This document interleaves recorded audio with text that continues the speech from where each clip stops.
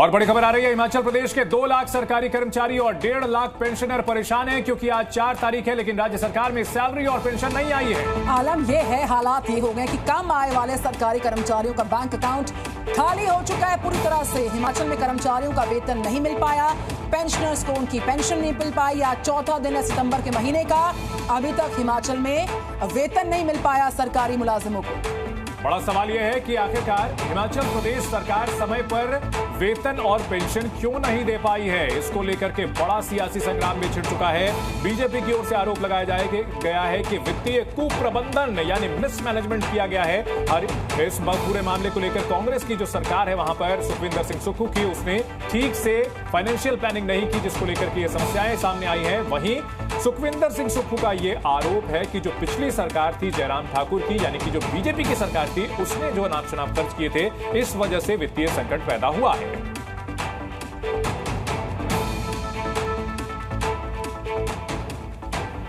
और आइए विस्तार के साथ समझते हैं कि हिमाचल में हाहाकार क्यों मचा है। हिमाचल में वित्तीय संकट जो गहरा गया, उसमें सरकारी कर्मियों के वेतन पर सीधा असर। आज 4 सितंबर है, पेंशनर्स को पेंशन नहीं पहुंच पाई है और वेतन लोगों को नहीं पहुंचा। सितंबर महीने में वेतन पेंशन में देरी की एक बड़ी जानकारी एक बड़े वित्तीय संकट को इशारा करती हुई। ये पहली बार हुआ है कि वेतन देने में इतनी देरी हुई है। वेतन में देरी से कर्मचारियों में नाराजगी है। हिमाचल प्रदेश में 2 लाख से ज्यादा सरकारी कर्मचारी हैं, जबकि 1.5 लाख से ज्यादा पेंशनर्स हैं। और ऐसे में इन लोगों के सामने बड़ा आर्थिक संकट, क्योंकि सरकार की ओर से वेतन और पेंशन अभी तक जारी नहीं किया गया है। और 1.5 लाख पेंशनर और इसके अलावा जो 2.5 लाख सरकारी कर्मचारी हैं, उनके लिए मुश्किलें काफी ज्यादा बढ़ गई हैं। जब फाइनेंशियल डिसिप्लिन लाना होता है तो इस प्रकार की थोड़ी सी समस्या रहती है और उसको ठीक ढंग से हमने प्रदेश को आगे बढ़ाना है।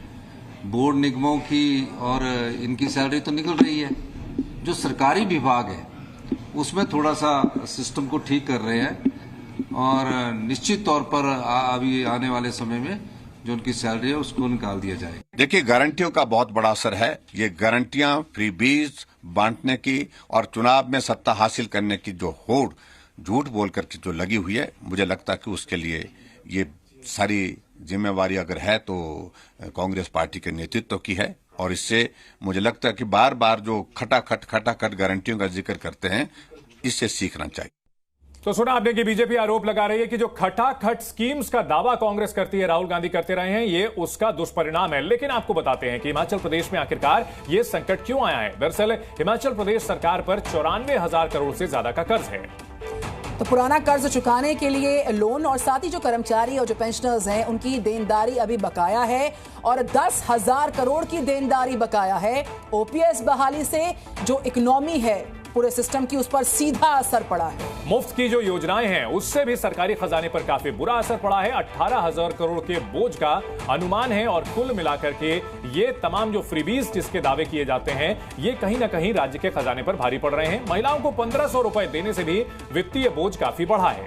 ओवरड्राफ्ट लिमिट में कमी और साथ ही रेवेन्यू डेफिसिट ग्रांट भी कम। और जो संकट है हिमाचल में, मौजूदा संकट है, उसमें ऐसे हालात क्यों बने हैं वो आपको ग्राफिक्स के माध्यम से बता रहे हैं। जीएसटी रीइंबर्समेंट भी बंद हो गया है। और हिमाचल प्रदेश से हमारी सहयोगी शिमला से हमारे सहयोगी समीक्षा राणा जुड़ चुके हैं। समीक्षा, इस पूरे मामले को लेकर हमारे दर्शकों को बताएं कि आखिरकार क्यों यह संकट पैदा हुआ है। हिमाचल प्रदेश सरकार सैलरी देने में नाकाम क्यों रही है, क्योंकि बीजेपी और कांग्रेस दोनों एक दूसरे पर आरोप लगा रहे हैं।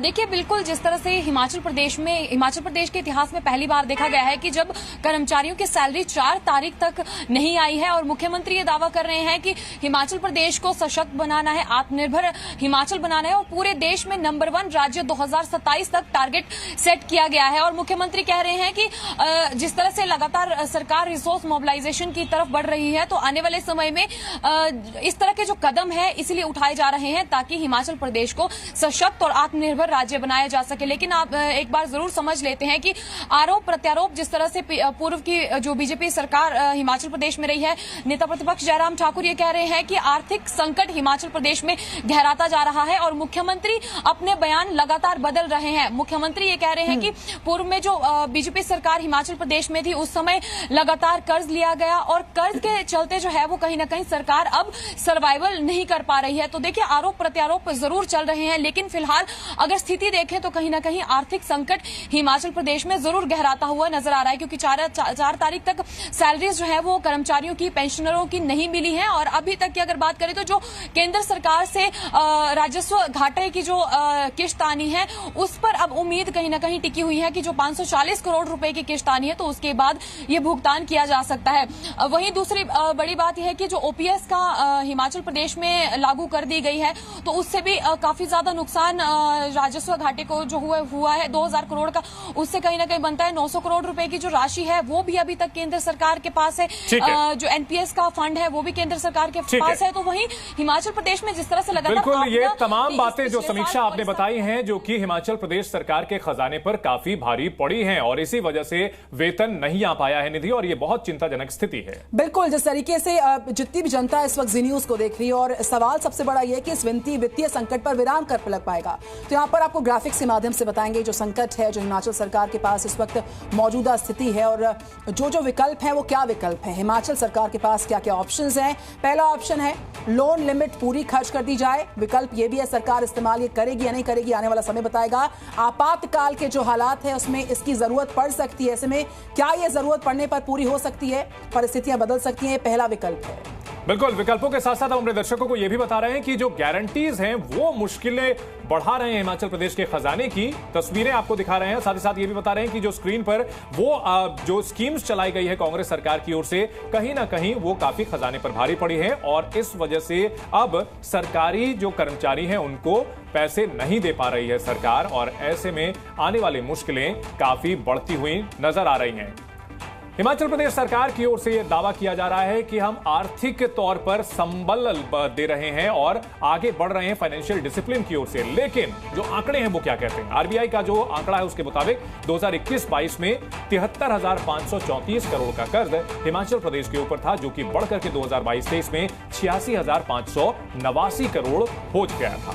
2023-24 में हिमाचल प्रदेश पर जो कर्जा था वो कितना था, वो आंकड़ा आपके सामने है। 94,992 करोड़ का कर्जा चढ़ गया हिमाचल प्रदेश पर। तो जाहिर सी बात है कि साल दर साल हिमाचल प्रदेश का जो कर्ज है वो बढ़ता चला जा रहा है और इस वजह से मुश्किलें काफी बढ़ रही हैं। समीक्षा हमारे साथ लगातार बनी हुई है। समीक्षा, हिमाचल प्रदेश की बात की जाए तो एक छोटा राज्य है और यहां पर जो कर्ज है वो साल दर साल जिस तरह से बढ़ रहा है, कहीं ना कहीं जो खटाखट स्कीम का दावा किया जाता है कांग्रेस की ओर से, जो लोक लुभावन वादे किए गए थे उनको पूरा करना खजाने पर भारी पड़ रहा है। बिल्कुल, देखिए जिस तरह से जो लगातार स्कीम्स, गारंटियां जो है वो चुनाव के समय दी गई थी, चाहे वो ओपीएस की बात हो, ओपीएस से हिमाचल प्रदेश की जो आर्थिक स्थिति है वो काफी ज्यादा डामाडोल हुई है, क्योंकि एनपीएस का जो फंड आना था केंद्र सरकार की ओर से वो भी रोक दिया गया है और ओपीएस से जो कहीं ना कहीं प्रदेश सरकार को बोझ पड़ा है वो सबसे ज्यादा जो है वो इस वक्त नजर आ रहा है। दूसरी बड़ी जो गारंटी दी गई थी महिलाओं को 1500 रुपए देने की, हालांकि कई क्राइटेरिया जो है वो सेट किए गए थे लेकिन कुछ एक महिलाओं को दिए गए। तो एक ये भी बड़ा कारण जो है वो सामने आता है। तो जो लगातार फ्री बीज सिस्टम इस हिमाचल प्रदेश में फेल होता हुआ नजर आ रहा है, ये नेता प्रतिपक्ष जयराम ठाकुर की ओर से भी कहा गया कि जो फ्री बीज सिस्टम का हिमाचल प्रदेश में अगर देखें तो उदाहरण जो है वो सबसे बड़ा नजर आता है कि किस तरह से हिमाचल प्रदेश में फेल हुआ है।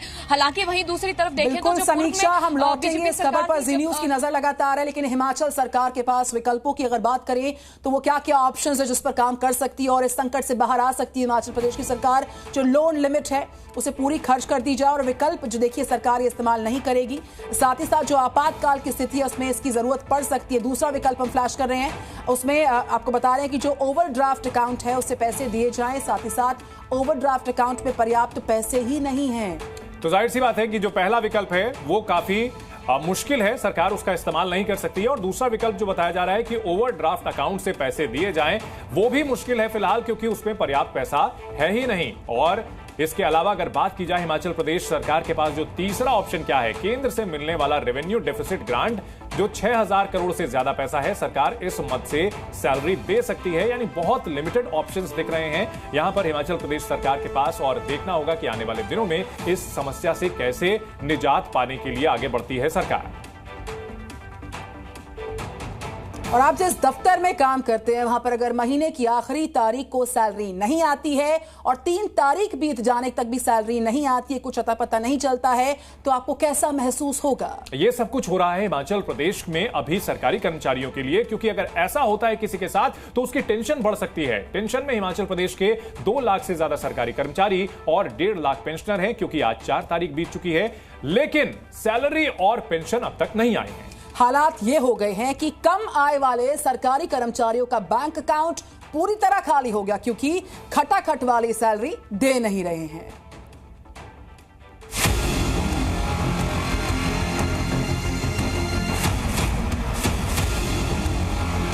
एक झटके से हिंदुस्तान से हम गरीबी को मिटा देंगे। 8,500 रुपया महीने का खटाखट खटाखट खटाखट खटाखट आता रहेगा। राहुल गांधी ने चुनाव के दौरान खटाखट और ठकाठक पैसे आने का वादा किया था, और वो भी 1 तारीख को। लेकिन खटाखट वाली कांग्रेस हिमाचल प्रदेश में सरकारी कर्मचारियों को सैलरी ही नहीं दे पा रही। 1 तारीख कब की बीत गई, लेकिन लाखों सरकारी कर्मचारी और पेंशनर खटाखट सैलरी का इंतजार करते रह गए।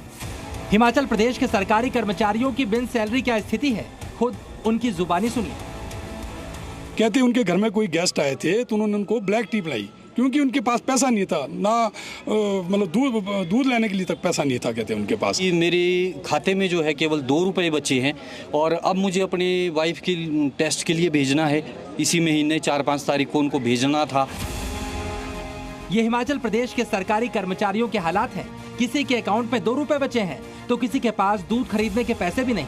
हिमाचल प्रदेश में लगभग 2 लाख कर्मचारी और 1.5 लाख के करीब पेंशनर हैं, जिनकी सैलरी और पेंशन महीने के आखिर तक आ जाया करती थी, लेकिन इस महीने सैलरी नहीं आई। हिमाचल सरकार 90,000 करोड़ से ज्यादा के घाटे में चल रही है। दिसंबर 2022 से जुलाई 2024 तक प्रदेश सरकार ने 21,366 करोड़ का कर्ज लिया है, जिसमें पिछले कर्ज की अदायगी के तौर पर 5,864 करोड़ वापस किए गए। इसकी वजह से ही हिमाचल प्रदेश आर्थिक संकट का सामना कर रहा है, जिसका असर अब हिमाचल प्रदेश के सरकारी कर्मचारियों पर ही नहीं बल्कि उनके परिवारों को भी झेलना पड़ रहा है।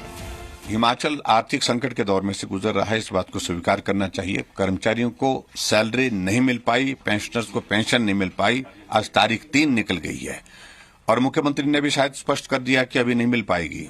देखिए, गारंटियों का बहुत बड़ा असर है। ये गारंटियां फ्री बीज बांटने की और चुनाव में सत्ता हासिल करने की जो होड़ झूठ बोलकर के जो लगी हुई है, मुझे लगता है कि बार बार जो खटाखट गारंटियों का जिक्र करते हैं, इससे सीखना चाहिए। बीजेपी का आरोप है कि मुफ्त बांटने की स्कीम के चलते हिमाचल प्रदेश का खजाना खाली हुआ है। हिमाचल प्रदेश के मुख्यमंत्री सुखविंदर सिंह सुक्खू अपने लाखों कर्मचारियों को सैलरी देने की बजाय कोरा आश्वासन दे रहे हैं। हमने प्रदेश को आगे बढ़ाना है। बोर्ड निगमों की और इनकी सैलरी तो निकल रही है, जो सरकारी विभाग है उसमें थोड़ा सा सिस्टम को ठीक कर रहे हैं, और निश्चित तौर पर अभी आने वाले समय में जो उनकी सैलरी है उसको निकाल दिया जाएगा। जब सैलरी का यह हाल है तो राज्य में चल रही परियोजनाओं के लिए पैसा कैसे आएगा?